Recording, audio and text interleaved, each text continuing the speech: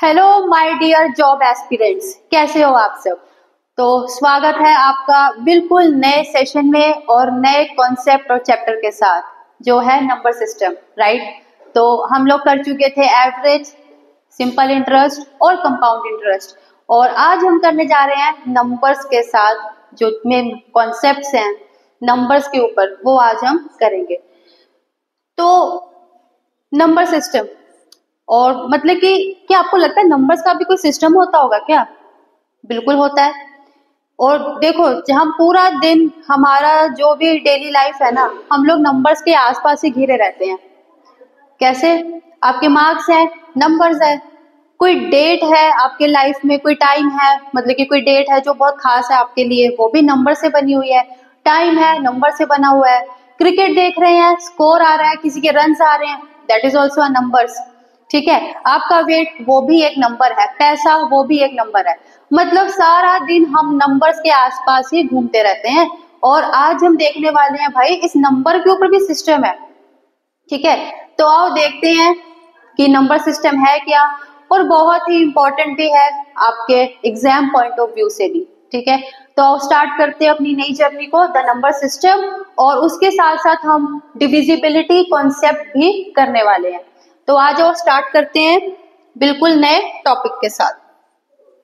तो सबसे पहले बच्चों, टाइप्स ऑफ नंबर्स।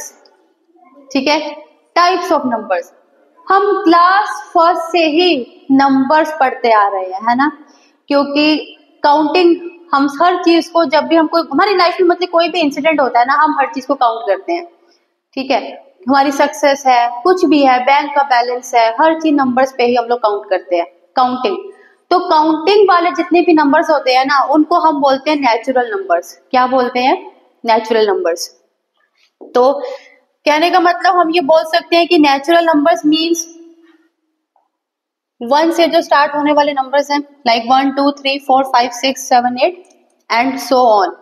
तो natural numbers are counting numbers, और उनको हम n से डिनोट करते हैं। ठीक है, नेचुरल नंबर्स को किससे रिप्रेजेंट किया जाता है? अल्फाबेट n से। एग्जाम्पल मैंने आपको बता ही दिए, जिस भी चीज को हम काउंट कर सकते हैं, काउंट कर रहे हैं 1 2 3 4 5 6 7 सो ऑन, ये सारे आपके हो गए नेचुरल नंबर्स। ठीक है, नेक्स्ट अगला है बच्चों होल नंबर्स। ठीक है, अगला है आपका होल नंबर्स। अब देखो, नेचुरल नंबर समझ आया, जो 1 से स्टार्ट हो रहे हैं। अब उन्हीं नेचुरल नंबर्स में अगर हम एक जीरो को ला करके ऐड कर दें, ठीक है, मतलब नेचुरल नंबर्स में एक जीरो को ला करके ऐड कर देना है, तो क्या बन जाएगा? वो होल नंबर्स।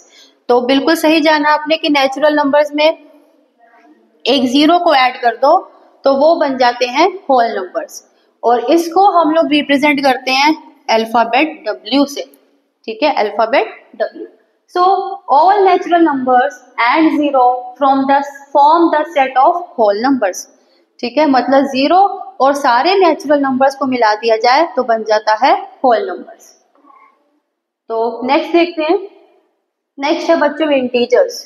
नेक्स्ट है आपका इंटीजर्स। अब देखो, आपने नेचुरल नंबर पढ़ा, उसमें एक जीरो को ऐड किया, होल नंबर्स बन गया। अब जितने भी होल नंबर्स हैं हमने अब तक जो पढ़े हैं, ठीक है, मतलब जो हमें होल नंबर्स को क्या समझ आ रहा है, 0 1 2 3 4 5, इनमें क्या खास बात है? ये सब पॉजिटिव है। ठीक है, अगर हम इंटीजर्स के पॉइंट ऑफ व्यू से देखें तो अब हमारे पास एक नया टर्म ऐड हो गया भाई, नंबर्स को भी बांट दिया हमने, पॉजिटिव और कुछ नेगेटिव। तो यही जो पॉजिटिव नंबर्स और नेगेटिव नंबर्स मिल जाते हैं, इनको हम बोलते हैं इंटीजर्स। क्या बन जाते हैं ये? इंटीजर्स। कैसे? देखो, हम लोगों ने छोटी क्लास में नंबर लाइन भी किया होगा। ठीक है, नंबर लाइन्स पढ़ चुके हैं ना हम लोग। ये आपका आ गया नेगेटिव इन्फिनिटी, और ये आ गया आपका पॉजिटिव इनफाइनाइट। देखो, ये आपके नंबर लाइन में ये हमने पढ़े हैं ना, -1 -2 -3, और ये सारे आपके पॉजिटिव वाले। ठीक है, तो इसको क्या बोलेंगे बच्चों? Natural numbers. इसके नीचे मैं n लिख दूं। n में हमने क्या ऐड किया? Whole numbers. ठीक है, जब इसमें हम ये नेगेटिव नंबर्स भी ऐड कर देते हैं तो आपका ये कलेक्टिवली क्या बन जाता है, ये बन जाता है आपका इंटीजर्स। क्या बन जाएगा, इंटीजर्स, राइट। और इंटीजर्स को हम लोग यहाँ पे रिप्रेजेंट कर रहे हैं लेटर आई से। तो क्या बोलेंगे, whole numbers and negative integers form the set of integers. ठीक है, तो एग्जांपल है आपके सामने 0 1 2 3 4 -4 -3 -2 एंड -1। पर एक खास बात है जो आप ध्यान रखिएगा कि ये जो 0 है ना, इस 0 को ना तो हम नेगेटिव इंटीजर बोलते हैं ना तो हम पॉजिटिव इंटीजर बोलते हैं। ये जो 0 है बच्चों, ये जो नंबर लाइन में ये जो 0 आ जाता है ना, ये ना तो नीदर नेगेटिव नॉर पॉजिटिव, ठीक है, नीदर नेगेटिव नॉर पॉजिटिव। तो ये चीज आपको ध्यान रखनी है। क्लियर हुआ, नेचुरल क्या होते हैं, होल नंबर्स क्या होते हैं, फिर इंटीजर्स। ठीक है, तो आइए आगे बढ़ते हैं।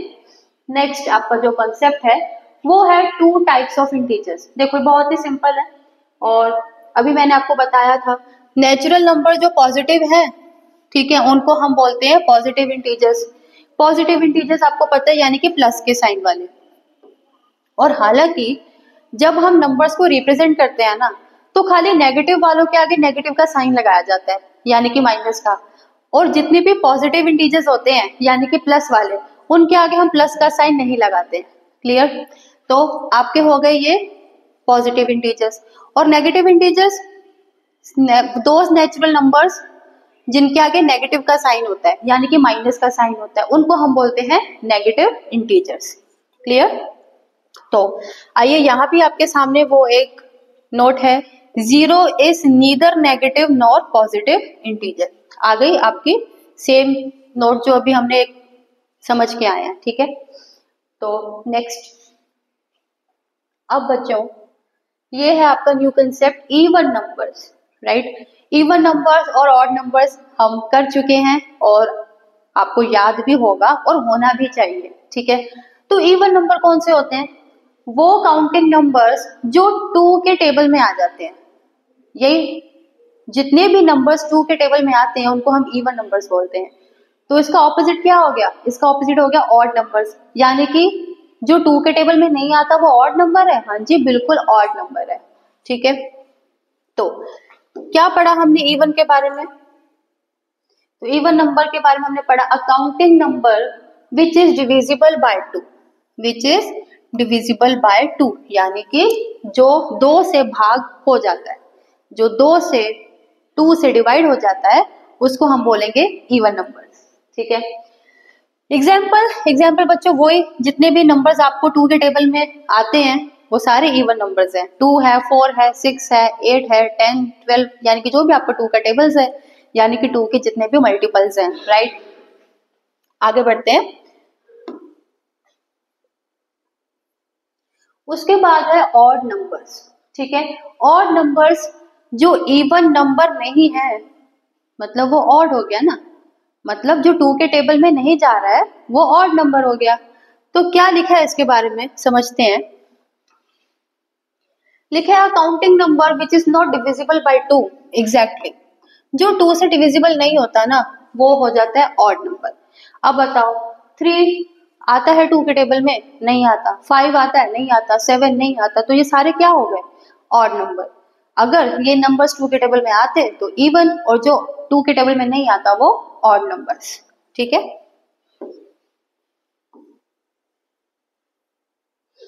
सो नेक्स्ट है बहुत ही इंपॉर्टेंट कॉन्सेप्ट है। ठीक है, समझने वाला है। अब हम करने जा रहे हैं prime numbers. What, prime numbers. तो देखो बच्चों वो काउंटिंग नंबर्स का मतलब आपको समझ आ जाता है ना। Counting numbers means natural numbers की बात की जा रही है। तो वो काउंटिंग नंबर्स जो खाली अपने टेबल से और 1 से डिविजिबल होते हैं उनको हम प्राइम नंबर बोलते हैं। ठीक है, यानी कि जो एक तो सिर्फ 1 के टेबल में जाते हैं और एक अपने टेबल में खुद जाते हैं, वो नंबर्स को हम प्राइम नंबर बोलते हैं। एग्जाम्पल देखो 2, तो बच्चों अगर 2 की बात करें ना तो 2 एक तो 2 के टेबल में जाता है और एक 1 के टेबल में जाता है। ठीक है।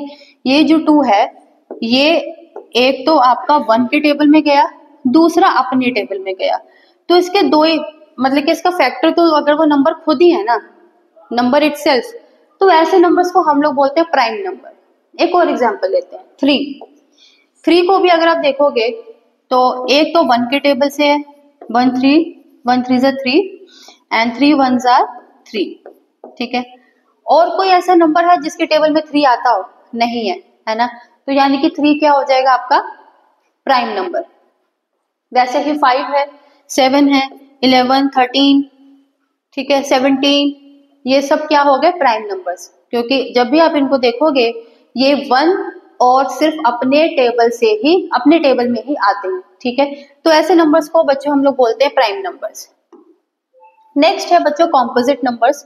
अब जो प्राइम नंबर नहीं है ना, वो कॉम्पोजिट है, ठीक है। जो प्राइम नंबर नहीं है वो क्या होगा? कॉम्पोजिट। क्यों? एग्जाम्पल है 4। अब 4 की अगर हम बात करेंगे तो 1 के टेबल से जाएगा, 2 के टेबल में जाएगा और अपने टेबल में भी जाएगा, यानी कि जिसके अपने टेबल और 1 के अलावा भी और फैक्टर्स होंगे उसको हम बोलते हैं कॉम्पोजिट नंबर्स, ठीक है। तो क्या लिखा है इसके बारे में? The numbers which are not prime are called composite numbers. तो यानी कि जो प्राइम नहीं है वो क्या है? कॉम्पोजिट नंबर्स है, ठीक है। सिंपल था ये। The fact is to be remembered that no even number can be prime number except 2। बहुत ही अच्छी बात है बच्चों, ये बहुत ही इंपॉर्टेंट पॉइंट है, इसको नोट करेंगे कि जो नंबर, वो कह रहे हैं कि अगर कोई नंबर इवन है, कोई नंबर अगर इवन नंबर है तो वो प्राइम नहीं हो सकता। लेट्स से 4 इवन नंबर है तो क्या वो प्राइम होगा? नहीं होगा। बट सिर्फ एक एक्सेप्शन है इसके ऊपर, एक ऐसा नंबर जो इवन है बट प्राइम भी है, ठीक है। एक ऐसा नंबर है जो इवन होने के बावजूद भी प्राइम नंबर है, वो है 2। क्योंकि देखो 2 क्या है? 2 इज अ इवन नंबर। 2 क्या है? इवन नंबर है। बट 2 को अगर आप देखो तो 2 सिर्फ अपने टेबल में और 1 के टेबल से ही जा रहा है, इसके और तो कोई फैक्टर्स है नहीं, ठीक है। तो उस वजह से ये प्राइम नंबर भी हो गया, ठीक है। तो सिर्फ एक यही एक्सेप्शन है, इसके अलावा कोई ऐसा नंबर नहीं है जो इवन हो और प्राइम भी हो। इकलौता एक नंबर ऐसा 2 ही है। तो इसीलिए बच्चों 2 को हम बोलते हैं 2 is the smallest, 2 is the smallest even prime number।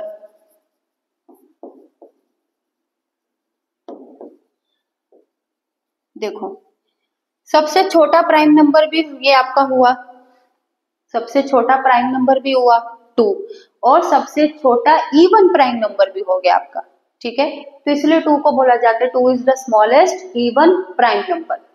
But आगे देखते हैं कॉम्पोजिट नंबर्स आपको क्लियर हुए। तो यहाँ पे एक लाइन लिखी है, composite number can be both odd and even. पर वो कह रहे हैं कि जो कॉम्पोजिट नंबर्स है ना, वो ऑड और इवन दोनों हो सकते हैं, ठीक है। कॉम्पोजिट नंबर जो हैं वो ऑड में भी आ सकते हैं और इवन नंबर में भी आ सकते हैं, ठीक है।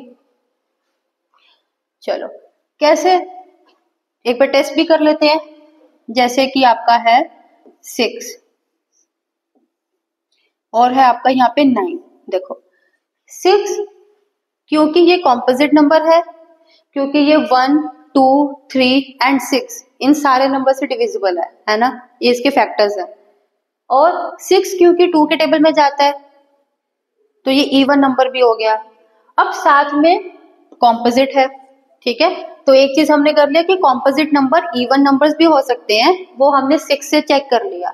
अब 9 को देखते हैं। 9 कॉम्पोजिट तो है, कैसे कॉम्पोजिट है? 1 3 के टेबल में जाएगा और अपने टेबल में भी जाएगा, तो 3 तो वैसे ही हो गए।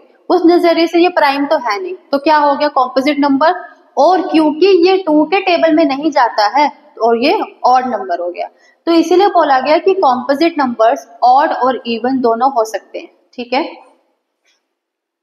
इसके बाद आपका जो एक न्यू कॉन्सेप्ट है वो है को प्राइम नंबर्स। क्या है? को प्राइम नंबर्स। अब देखो कोई भी दो नेचुरल नंबर्स को लो, कोई भी दो नेचुरल नंबर्स को लो और उनके फैक्टर्स निकालो। अगर उनमें से उन दोनों के फैक्टर्स में जो हाईएस्ट कॉमन फैक्टर है वो 1 है, तो उस पेयर को हम बोलते हैं को प्राइम नंबर्स। क्या बोलते हैं? को प्राइम नंबर्स। तो क्या लिखा है इसके बारे में? Two natural numbers are said to be coprime if there HCF is 1। समझ आई बात? अगर दो नेचुरल नंबर्स, यहाँ पे ध्यान देना एक चीज, हम बात कर रहे को प्राइम की, तो क्या इसका मतलब ये हुआ कि कोई दो प्राइम नंबर्स का HCF 1 होना चाहिए? नहीं, कोई भी दो नेचुरल नंबर्स, वो प्राइम हो या ना हो, इट डज नॉट मैटर। ठीक है, कोई भी दो नेचुरल नंबर्स, उनका अगर हाईएस्ट कॉमन फैक्टर 1 है तो हम उनको बोलते हैं को प्राइम नंबर्स। ठीक है, एग्जाम्पल के लिए आपको दिया हुआ है 7 और 9। 7 और 9 दो नंबर्स हैं। अब आप खुद ही देख लो स्टूडेंट्स की 7 तो है प्राइम नंबर। ठीक है, 7 तो आपका है प्राइम नंबर, बट 9 आपका कॉम्पोजिट है, 9 आपका प्राइम नहीं है। बट अगर हम इनके फैक्टर्स निकालते हैं तो 7 के फैक्टर्स क्या होंगे? 1 and 7, और 9 के अगर आप देखोगे तो क्या होंगे? 1, 3 और 9। अब आप बच्चों इनके कॉमन फैक्टर्स देखोगे, कॉमन भी 1 ही है, कॉमन तो है ही सिर्फ एक 1 है ना। कॉमन फैक्टर क्या हो गया इनका? 1, और उसमें से हाईएस्ट क्या है? तो जो कॉमन है, और कॉमन फैक्टर अगर एक ही है तो हाईएस्ट कॉमन फैक्टर भी वही होगा ना। तो हाईएस्ट कॉमन फैक्टर आ गया 1, तो हम कह सकते हैं कि 7 and 9 आर को प्राइम नंबर्स। ठीक है, अब उसी तरीके से आपको एक एग्जांपल और दिया हुआ है 15 and 16 का। ठीक है, तो 15 के भी हम लोग फैक्टर्स लिख लेते हैं। एक हो गया 1, 3, 5 and 15। अब ये 15 क्या हो गया बच्चों? प्राइम के कॉम्पोजिट, ये हो गया कॉम्पोजिट नंबर्स। बट क्योंकि ये 2 के टेबल में नहीं जाता तो हम इसको बोलेंगे ऑड नंबर। ठीक है, अब 16 के भी फैक्टर्स लिख लेते हैं। 1, 2, 4, 8 एंड 16। ये आपके 2 के फैक्टर्स 16 के फैक्टर्स हो गए। अब इसमें से भी आप मुझे बताओ, इनमें से कॉमन फैक्टर क्या है? कॉमन फैक्टर देखो, ध्यान से देखोगे तो आपको कॉमन फैक्टर 1 ही नजर आएगा, और ये फिर आपका हाईएस्ट कॉमन फैक्टर भी बन गया। तो हमने क्या देखा कि 15 और 16 जो कि प्राइम नंबर नहीं है, इन दोनों को हम लोग बोलेंगे कि जो पेयर है ये को प्राइम नंबर्स है, हालांकि ये दोनों प्राइम नहीं है। वही चीज मैंने आपको स्टार्टिंग में बताई थी कि को प्राइम नंबर्स आप जब देख रहे हो तो जरूरी नहीं है कि वो जो पेयर आपको दिया गया वो प्राइम नंबर्स ही हो।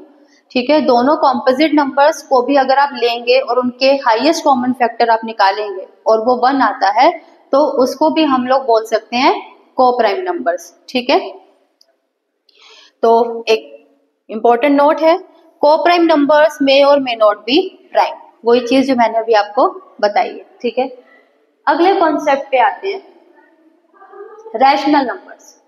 ठीक है, देखो थोड़ा सा रिकैप करते हैं। सबसे पहले हमने पढ़ा नेचुरल नंबर्स। सबसे पहले हमने क्या पढ़ा? देखो हमने पढ़ा नेचुरल नंबर्स।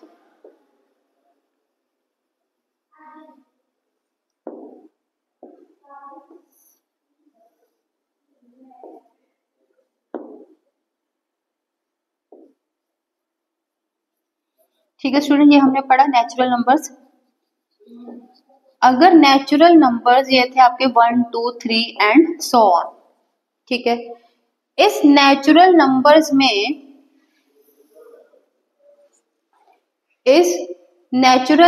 में अगर मैं एक 0 को ऐड कर देती हूं तो ये क्या बन जाएगा?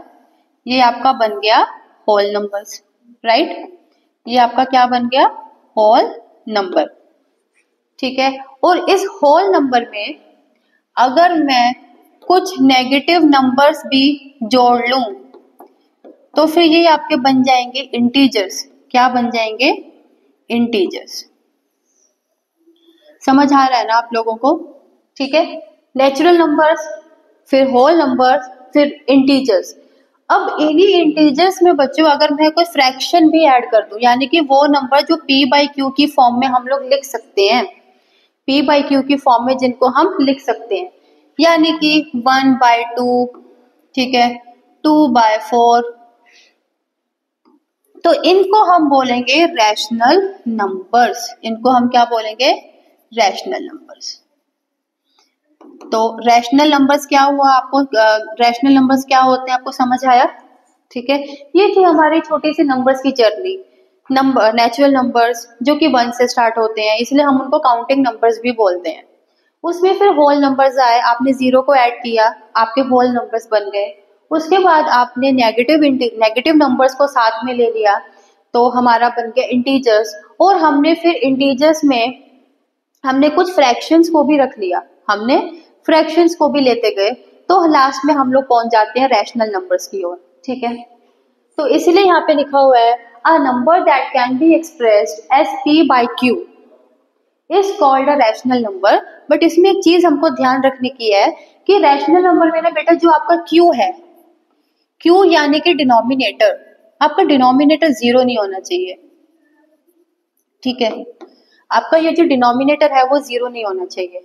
ठीक है, तो हम उनको बोलते हैं रैशनल नंबर्स। ठीक है, कहाँ से हमने स्टार्ट किया था? नेचुरल नंबर्स, और अपने साथ सफर में हम लोग numbers, different types of numbers को ऐड करते गए और हम लोग कहाँ तक पहुंच गए? Rational numbers. ठीक है, तो एग्जाम्पल दिया हुआ 3/5, 7/9, 8/9, 13/15। नेक्स्ट, तो रैशनल नंबर के बाद, तो बच्चों जो नंबर रैशनल नहीं है ना, उसको हम बोलते हैं इररैशनल। जो रैशनल नहीं है उसको हम क्या बोल रहे हैं? इररैशनल। अब क्यों इररैशनल बोल रहे हैं? क्योंकि दिखने में ये आपको लगेगा कि भाई ये तो फ्रैक्शन है, दिखने में आपको क्या लगेगा कि ये फ्रैक्शन है, बट इसमें क्या होता है कि वो फ्रैक्शन तो है बट वो रैशनल नंबर की फॉर्म में नहीं है। रैशनल नंबर की फॉर्म में क्यों नहीं है? क्योंकि उसमें जो p और q है ना, उनमें से जो q है वो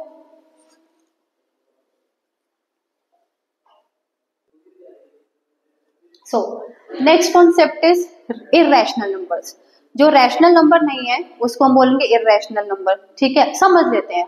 ठीक है, मतलब कि कुछ फ्रैक्शंस बच्चों हमें दिखने में तो लगती हैं कि देखने में तो हमें लगेगा कि भाई ये फ्रैक्शन ही है, बट अगर आप इसको चेक करोगे ना तो ये p बाई क्यू की फॉर्म में होते नहीं है। मतलब कि जिन नंबर्स को हम p बाई क्यू की फॉर्म में नहीं लिख सकते उनको हम बोलते हैं इररेशनल नंबर। ऐसा क्यों बोलते हैं? ऐसा इसलिए बोलते हैं कि मान लो बच्चों कि अगर रूट में कोई प्राइम नंबर है, रूट में अगर कोई प्राइम नंबर है, तो फिर ये आपका रैशनल नंबर नहीं हुआ, ये आपका इररेशनल बन गया। तो मैं आपको कुछ बता रही हूँ कि कैसे पहचाने कि ये रैशनल है कि इररेशनल है। तो फर्स्ट पॉइंट इररेशनल नंबर को पहचानने का हो गया कि अगर रूट में कोई प्राइम नंबर है तो उसको हम बोलेंगे irrational number. For example, root में प्राइम नंबर है का मतलब क्या है? रूट में 2 है, रूट में 3 है, रूट में 5 है, रूट में 7 है। तो अगर ऐसे नंबर्स है ना तो बच्चों ये इररेशनल नंबर हम इनको बोलते हैं। और सेकंड हिंट क्या है उसका? अगर रूट में कोई नॉन परफेक्ट स्क्वायर है, ऐसा नंबर जो कि परफेक्ट स्क्वायर नहीं है, जो कि परफेक्ट स्क्वायर नहीं है, तो क्या उसको भी इररेशनल बोलेंगे? हाँ जी, उसको भी हम इररेशनल नंबर बोलेंगे। नॉन परफेक्ट स्क्वायर नंबर का मतलब क्या हुआ? जैसे 2 देखो ना, 2 का भी अगर आप स्क्वायर रूट निकालोगे तो वो भी एक परफेक्ट स्क्वायर नहीं आएगा, वो आपका डेसिमल्स में चला जाएगा, है ना। तो वैसे 2 हो गया आपका, 3 हो गया, 5 हो गया, 7 है, ठीक है, और इवन 9, तो जो 9 तो आपका हो गया परफेक्ट स्क्वायर है वो, ठीक है, और वो प्राइम भी नहीं है। बट मैंने बोला जो नॉन परफेक्ट स्क्वायर, मतलब जैसे 2, 3, 5, 7, 13, ठीक है, 11, ये सारे नॉन परफेक्ट स्क्वायर नंबर। अगर आप इनका स्क्वायर रूट निकालोगे so you are not going to get a perfect answer, आपका डेसिमल में चला जाएगा। और बच्चों इसके अलावा भी जो पाई है, इसको भी हम लोग इररेशनल नंबर ही कंसिडर करते हैं। ठीक है, तो इररेशनल नंबर्स को कैसे पहचानेंगे? ये आपका एक तरीका है, हालांकि इसके अलावा भी और तरीके हैं हम उसको चेक करने के कि नंबर रैशनल है कि इररेशनल है।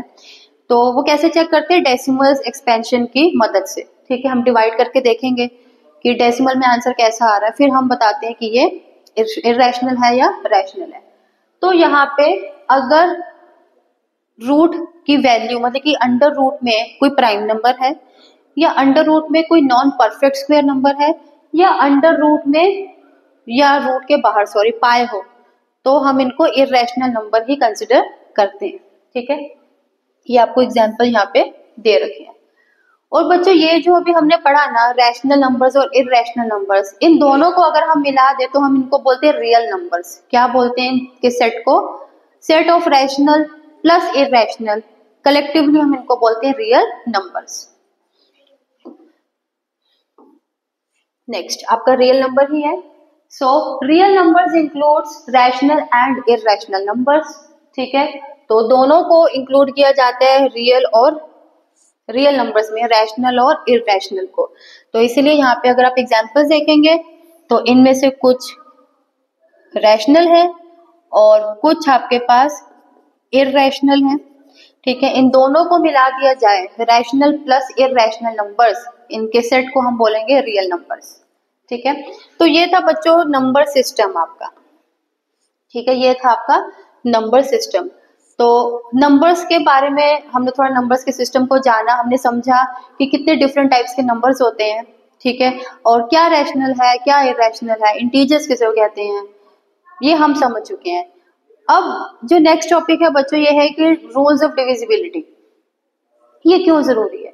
ये इसलिए जरूरी है क्योंकि बहुत बार हम जब कैलकुलेशन करते हैं, मैथमेटिकल कैलकुलेशंस करते हैं, तो हमें एटलीस्ट पता होना चाहिए कि ये नंबर, कोई भी एक गिवन नंबर है, हम उसको एक दूसरे नंबर से डिवाइड करने की कोशिश कर रहे हैं।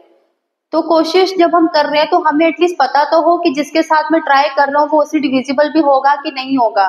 ठीक है, तो वही आज हम कुछ रूल्स हैं कि कैसे पता लगाएंगे कि एक प्रोवाइडेड नंबर एक पर्टिकुलर डिजिट से या नंबर से डिविजिबल होगा या नहीं होगा। ठीक है, तो आओ इसको एक बार चेक करते हैं और रूल्स ऑफ डिविजिबिलिटी एक बार देखते हैं। तो बच्चों स्टार्ट करेंगे सबसे पहले डिविजिबिलिटी टेस्ट ऑफ 2, यानी कि चेक करेंगे कि कोई नंबर हमारे सामने है और उसको देख के कैसे पता लगाएंगे कि ये 2 के टेबल से जाएगा या नहीं जाएगा। ठीक है, तो सबसे सिंपल रूल है उसका कि अगर किसी भी नंबर का लास्ट डिजिट मतलब the number at unit place और वंस प्लेस। ठीक है, तो जो लास्ट डिजिट है किसी भी नंबर का, वो अगर इवन नंबर है, ठीक है, तो वो पूरा नंबर 2 के टेबल से डिविजिबल हो जाएगा, अदरवाइज नहीं होगा। फॉर एग्जाम्पल 2852, इसका जो लास्ट डिजिट है बच्चों 2 है, 2 इज अ इवन नंबर। 0, इसको भी हम बोलेंगे कि ये डिविजिबल है। 2, ये भी आपका इवन नंबर है। तो हम बोलेंगे कि ये पूरे जो नंबर्स है ना, ये 2 से अगर आप इनको डिवाइड करने की कोशिश कर रहे हो तो बिल्कुल सही कर रहे हो, आपको रिमाइंडर 0 मिल जाएगा। ठीक है, अब मैं बोलूं एक नंबर है 453। अब आप इसको, अब बताओ बच्चों 453 नंबर है, ठीक है, क्या आप इसके ऊपर क्या आप इसको 2 से डिवाइड करने में अननेसेसरी टाइम वेस्ट करोगे अपना एग्जाम में? बिल्कुल नहीं करेंगे। क्यों? हमें पता है कि भाई लास्ट में ये ऑड नंबर है कि इवन नहीं है, तो मतलब वो 2 की टेबल से नहीं जाएगा। ठीक है, तो आपके जो एफर्ट्स हैं वो बेकार जाएंगे अगर आप इसको 2 से डिवाइड करने की कोशिश करते हो। ठीक है, तो 2 का कॉन्सेप्ट आपको क्लियर हुआ। नेक्स्ट है 3 का डिविजिबिलिटी रूल। तो 3 का डिविजिबिलिटी रूल बच्चों एकदम सिंपल है। अगर कोई नंबर दिया हुआ है आपको, ठीक है, मान लो 4, 5, 6, तो बच्चों हमें टेस्ट करना है कि ये 456 3 के टेबल से जाएगा या नहीं जाएगा। उसके लिए क्या टेस्ट है, कैसे चेक करेंगे? तो बहुत ही सिंपल है, उस नंबर में बेटा जितने भी डिजिट्स है ना उनको सम कर लो, आप ऐड कर लो। 4 + 5 + 6, ठीक है, 6 + 4 10 + 5 15, तो ये क्या हो गया आपका 15। सम कितना आया 15। आप इस सम को चेक करोगे, सम आया 15। तो क्या ये 15 3 के टेबल से डिविजिबल है? क्या 15 3 के टेबल में आता है? अगर आता है ना तो 456 भी 3 के टेबल से डिविजिबल रहेगा। ठीक है, अब यहाँ पे देखो 15 आया, 3 के टेबल से आता है, 3 5 15, तो 456 भी आपका 3 से डिविजिबल बिल्कुल रहेगा। चेक कर लो। 152 से, ठीक है, यानी कि 152 टाइम्स 3 इक्वल्स टू 456, राइट। और यहाँ पे आपको एक एग्जाम्पल दिया हुआ है, ये एक बहुत बड़ा सा नंबर है, ठीक है। आप इसको जल्दी से आप इन सारे डिजिट्स को ऐड कर लोगे, आपके पास आएगा 42 और 3 के टेबल में 42 आता है। अब देखो, अब आप बोलोगे 42, हमें कैसे पता 3 के टेबल में 42 आता है कि नहीं आता है? अगेन रूल लगा दो, 4 + 2 6, 6 3 के टेबल में आता है तो यानी कि 42 भी आता है, और 42 आता है तो यानी कि ये पूरा नंबर भी 3 से डिविजिबल हो जाएगा, ठीक है। तो बच्चों, डिविजिबिलिटी रूल्स को आपको ध्यान से एक बार आपको भाई याद हो गए ना, तो आपको फिर जब भी आप कैलकुलेशन करोगे, आप डिवाइड करोगे, आपको कभी भी ऐसा नहीं लगेगा कि मैं टाइम वेस्ट कर रहा हूँ अपना, ठीक है। आप सही नंबर के साथ ट्राई करोगे उसको। उसके बाद है बच्चों डिविजिबिलिटी बाय 4, इसका रूल एक बार समझ लेते हैं। इसका रूल भी बहुत सिंपल है, कोई भी नंबर हो, 3 डिजिट नंबर हो, 4 डिजिट नंबर हो, 5 डिजिट नंबर हो, आपको क्या करना है, सिर्फ उसके लास्ट के 2 डिजिट्स को ध्यान देना है। अगर उसके लास्ट के 2 डिजिट्स 4 के टेबल से जाएंगे तो पूरा नंबर 4 से डिविजिबल रहेगा। कैसे? ये नंबर है 22024, ठीक है, 22,024। अब इसके बच्चों देखो, लास्ट के 2 डिजिट्स क्या है?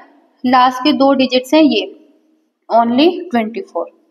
तो क्या 24 4 के टेबल से डिविजिबल है? हाँ जी, बिल्कुल है। 24 4 के टेबल से डिविजिबल है। तो ये पूरा नंबर जो है, ये पूरा नंबर आपका 4 से डिविजिबल रहेगा। सिंपल है। 2 का हुआ, 3 का हुआ, 4 का हुआ। अब नेक्स्ट वाला तो बच्चों बहुत ही सिंपल है, 5 का। 5 का डिविजिबिलिटी रूल बहुत सिंपल है। क्या डिविजिबिलिटी रूल है उसका? कि भाई लास्ट में सिर्फ 0 और 5 ही होना चाहिए। आप 5 का टेबल भी अगर आप रिकॉल करेंगे ना, 5 1 ज़र 5, 2 ज़र 10, 15, 20, 25, तो आप देखेंगे कि लास्ट में या तो हर नंबर के लास्ट में या तो 0 आता है या 5 आता है।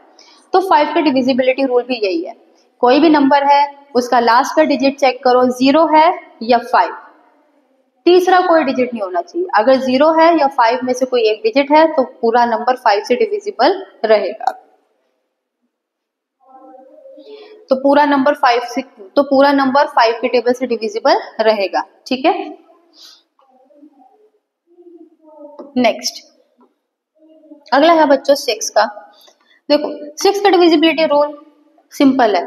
उसके लिए आपको क्या करना है, आपको चेक करना पड़ेगा कि नंबर 2 के टेबल से जाता है और 3 के टेबल से भी जाना चाहिए।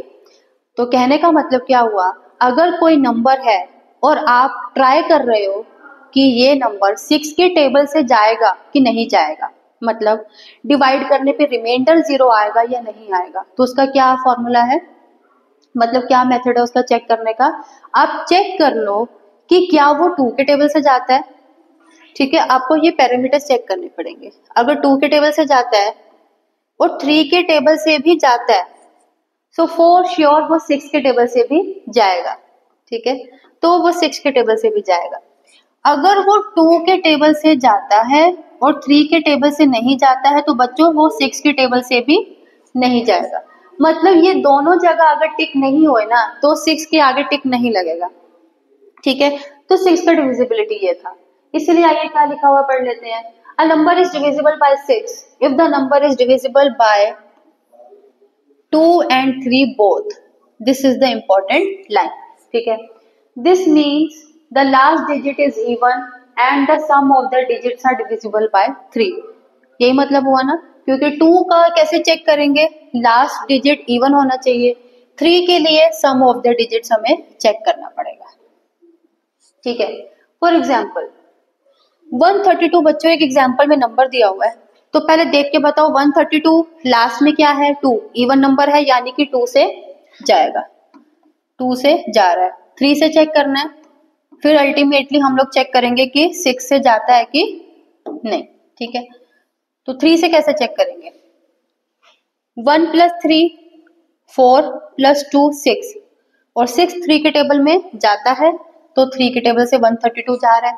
अब 2 और 3 दोनों ने अगर अप्रूवल दे दिया है तो यानी कि 6 से तो कंफर्म्ड है कि वो 6 के टेबल से भी जाएगा, ठीक है। नाउ नाउ बच्चों, कॉन्सेप्ट है 7। ये जो 7 का जो डिविजिबिलिटी कॉन्सेप्ट है ना, ये हमें स्कूल्स में बहुत ही कम सिलेबस में पढ़ाया जाता है ना।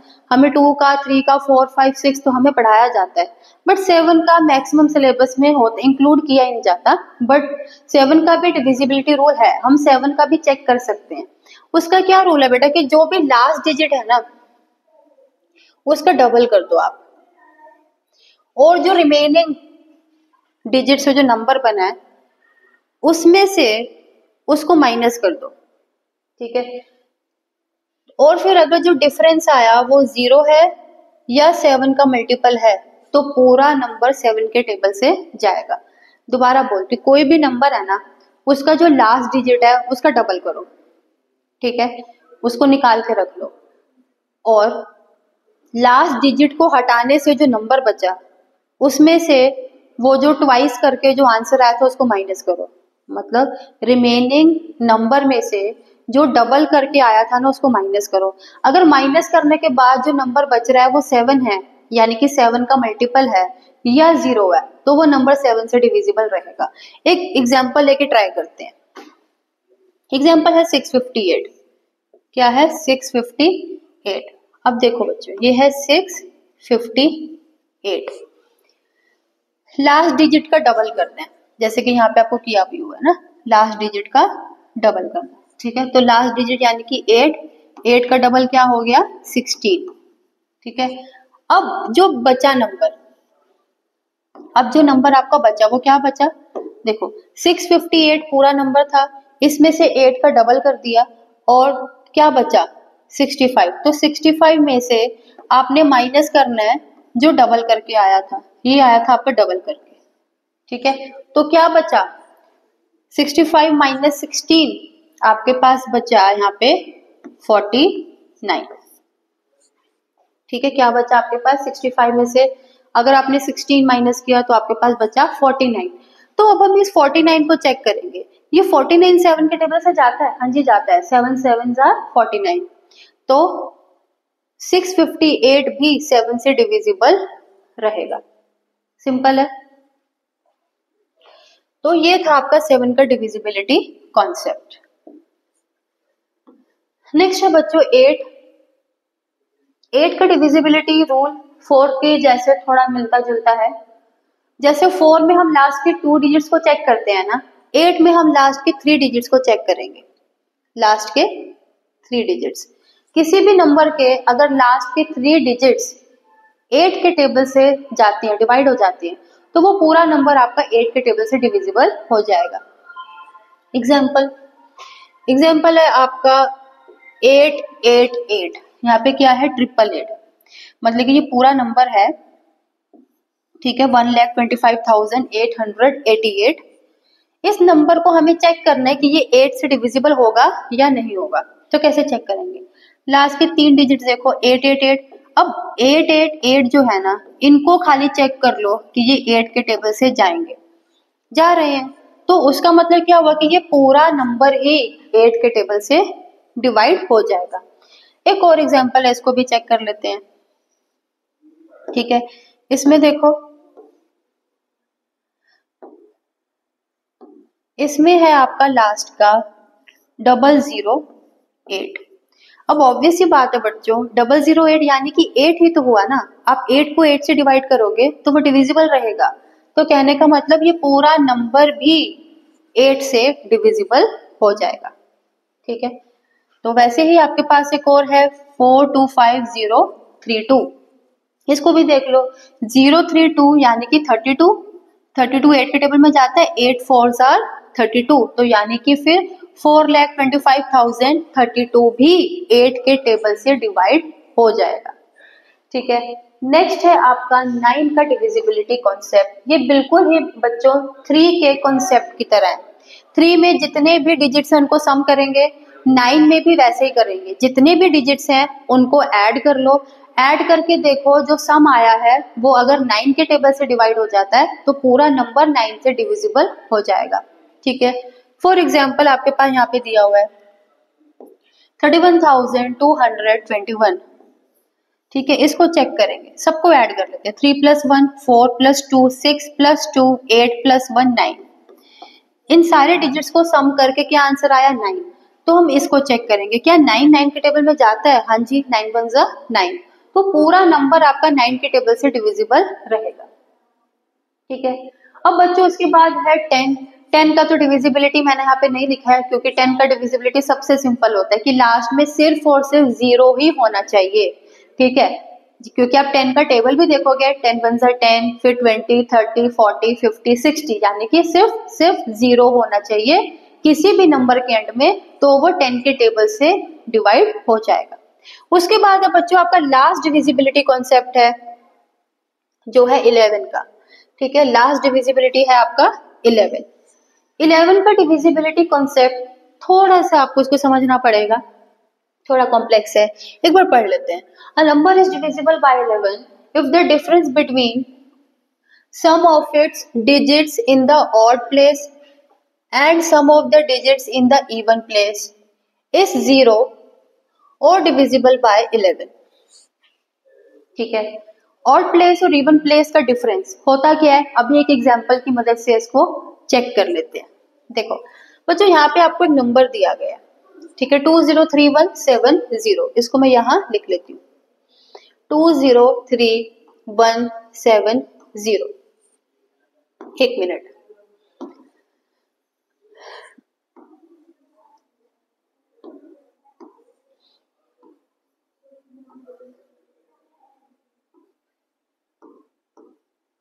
अब बच्चों आपको करना क्या है इसमें, आपको ना जितने भी डिजिट्स है उस नंबर के, उसके ऊपर ना आपको मार्क कर देना odd place and even place. मतलब कि आपको खाली समझ लेना है। मान लेते हैं हम इसको बोल देते हैं ऑड प्लेस, एक अलग कलर से मैं आपको बताती हूँ, ये odd place, even, odd, even, odd, even. Simple. क्या कि हमने odd place even place alternatively आपने उनको मार्क कर देना है।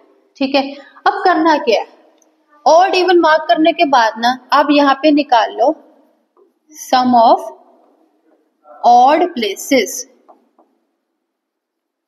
और एक जगह आप निकाल लो सम ऑफ इवन प्लेसेस। ठीक है, ऑड प्लेसेस और इवन प्लेसेस ये आप निकाल लो। अब ऑड प्लेसेस को सम करेंगे। ऑड प्लेस कौन है, एक तो ऑड प्लेस में आपका आ गया 0 + 1, 1 + 0, तो क्या आ गया आपका ऑड प्लेसेस में 1। ठीक है, ऑड प्लेसेस का सम कितना आया, 1 आ गया। अब इवन प्लेसेस का सम निकाल लेते हैं। इवन प्लेसेस में कौन कौन से डिजिट्स हैं, देखो एक है 7 + 3 10, 10 + 2 12, क्या आ गया आपका 12। ठीक है, तो यहाँ पे हम लोग लिख देंगे 12। ठीक है, यानी कि सम ऑफ ऑड प्लेसेस निकाल लिया, सम ऑफ इवन प्लेसेस निकाल लिया। ऑड प्लेसेस पे जो डिजिट से उनका सम आया 1, इवन प्लेसेस पे जो डिजिट से उनका सम आया 12। अब क्या करना है, अब इनका डिफरेंस निकालना है। दिया हुआ था ना यहाँ पे इन दोनों का डिफरेंस, तो डिफरेंस क्या आएगा, 12 - 1 11। तो बच्चों अब इस 11 से चेक करेंगे। अब आप इस 11 को देखो, क्या ये जो 11 है, क्या ये 11 से डिविजिबल है? हाँ जी बिल्कुल है। तो कहने का मतलब क्या हुआ कि हमारा ये जो नंबर है 203170 ये 11 से डिविजिबल रहेगा। ठीक है, तो ये था बच्चों आपका 11 का डिविजिबिलिटी रूल। एक बार दोबारा से इसको मैं रिकैप कर देती हूँ आपके लिए। कोई भी नंबर हो, चाहे जितना भी लेंथी डिजिट ना हो, ठीक है, जितना भी लेंथी डिजिट क्यों ना हो, आप उस नंबर को ना odd even odd even odd even mark कर लो। फिर ऑड प्लेसेस का सम कर लो, जैसे कि यहाँ पे किया गया है, और इवन प्लेसेस का सम कर लो। इन दोनों का जो सम आए उसको माइनस कर दो। माइनस करने के बाद चेक करो जो डिफरेंस आया वो 11 के टेबल से डिविजिबल है। अगर है तो पूरा नंबर डिविजिबल होगा। और 11 के अलावा अगर 0 भी आता है ना बेटा, मान लो कि आपको माइनस करके कुछ 0 आया है, तो तब भी वो नंबर 11 से डिविजिबल रहेगा। ठीक है, तो ये था बच्चों आपके डिविजिबिलिटी कॉन्सेप्ट्स। ठीक है, नंबर सिस्टम, कितने टाइप्स के नंबर्स थे, और डिविजिबिलिटी कॉन्सेप्ट्स, ये सब हमने कवर किया आज की क्लास में। और नेक्स्ट सेशन में हम लोग इसी चैप्टर पे बेस्ड जो क्वेश्चंस होंगे, जो प्रॉब्लम्स होंगी, हम उसको सॉल्व करेंगे और काफी सारे क्वेश्चंस आप लोग प्रैक्टिस करने वाले हो मेरे साथ। तो नेक्स्ट क्लास से पहले आप अच्छे से नंबर्स को एक बार समझ लो, उनके कॉन्सेप्ट्स और उनकी डिविजिबिलिटी रूल्स एक बार ध्यान से गो थ्रू कर लो, अच्छे से समझ लो, ताकि जब हम प्रैक्टिस करने बैठेंगे तो बहुत जल्दी जल्दी हम लोग क्वेश्चंस को सॉल्व करने की कोशिश करेंगे। ठीक है, तो thank you for watching me.